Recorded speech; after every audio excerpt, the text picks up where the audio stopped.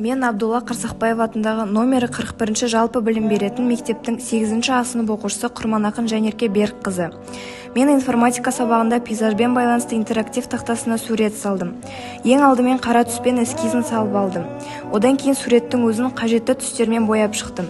Жетекшілерім информатика пәні мұғалімі Мырзахметова Артүскүл Аскеровна, химия пәні мұғалімі Жабалиева Манат Ахановна.